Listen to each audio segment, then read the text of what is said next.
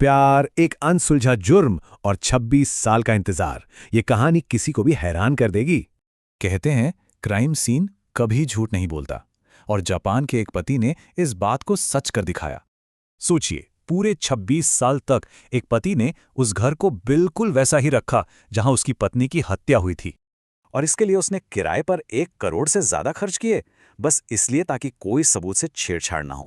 लेकिन कोई ऐसा क्यों करेगा? क्योंकि मकसद सिर्फ एक था, अपनी पत्नी के कातिल को ढूंढना, हर हाल में। तो कहानी शुरू होती है 13 नवंबर 1999 को जापान के नागोया शहर से। एक बेहद दुखद रात। पुलिस तो आई, लेकिन हत्या का मकसद समझ नहीं आया। घर से कोई चोरी भी नहीं हुई थी।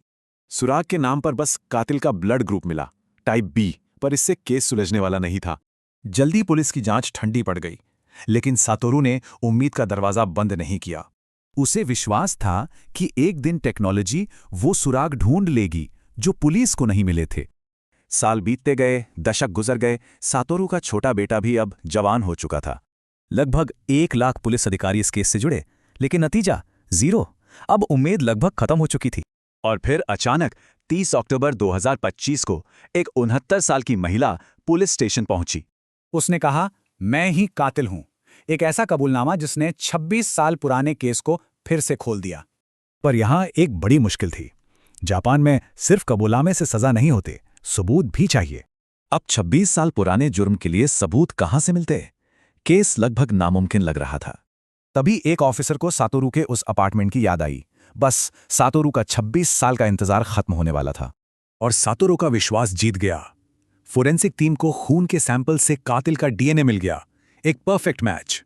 तो बस उस पति के यकीन की वजह से कातिल अब सलाखों के पीछे था। लेकिन सबसे बड़ा सवाल अभी बाकी था। आखिर हत्या की वजह क्या थी? जवाब हैरान करने वाला है। वजह थी बचपन की एक रंजिश। कातिल कुमिको सातोरू की स्कूल की दोस्त थी और उससे बदला लेना चाहती थी। सातोरू के इस लंबे इंतजार की खबरें देखकर ही कातिल का ज़मीर जाग गया और उसने सरेंडर कर दिया।